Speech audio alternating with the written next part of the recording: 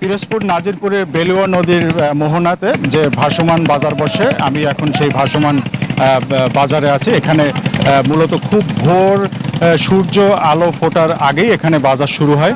তো এখানে আমি একটু দেখাতে চাই যে এখানে কৃষকরা তাদের উৎপাদিত পণ্য ছোট ছোট ডিঙ্গি নৌকায় করে এই বাজারে নিয়ে আসেন এবং এখান থেকে যে পাইকারি যে ব্যবসায়ীরা আছে তারা দেশের বিভিন্ন প্রান্ত থেকে আসেন এবং তারা এখান থেকে পণ্য কিনে নিয়ে তারা দেশের বিভিন্ন প্রান্তে নিয়ে যান। তো এখানে আসলে আশেপাশের প্রায় 20 থেকে 25টি গ্রামের কৃষকরা এখানে তাদের উৎপাদিত পণ্য নিয়ে আসেন এবং সব থেকে এখানকার যে বিশেষ বৈশিষ্ট্যটা হলো সেটা হলো এই বেলুয়া নদীতে তারা ভাসমান অবস্থাতে নৌকাতে করেই তারা পণ্য কেনা এবং বেচা ক্রয় বিক্রয়টা করে থাকেন। এখানে মূলত এখানে প্রায় 100 বছর আগে থেকেই এখানে যোগাযোগ ব্যবস্থা, সড়ক পথে যোগাযোগ ব্যবস্থাটা ভালো না থাকার কারণে এখানে নদী পথেই পণ্য কেনার বেচার প্রচলনটা শুরু হয় এবং সেই থেকে এখানে এই ভাসমান অবস্থাতেই পণ্য কেনা বেচা হয়।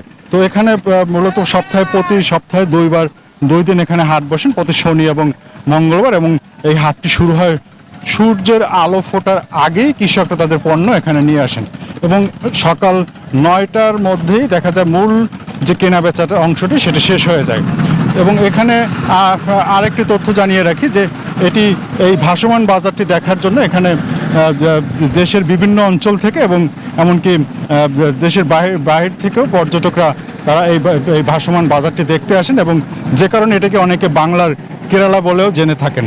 তো আমি আসলে আরেকটু জানিয়ে রাখি যে এই যে বাজারটি এটি 100 বছর পুরনো বাজার এবং বেশ ঐতিহ্যবাহী একটি বাজার এবং এখানে যে মৌসুমে যে ফসল কৃষকরা উৎপাদন করেন সেই ফসলই মূলত এখানে কেনা বেচা হয় এবং সেই সাথে ধান, চাল, কৃষি পণ্য থেকে শুরু করে গাছের চারা সব কিছু এখানে বিক্রি হয়। তো এই ছিল পিরোজপুরের ভাসমান বাজার থেকে আমার কাছে সর্বশেষ।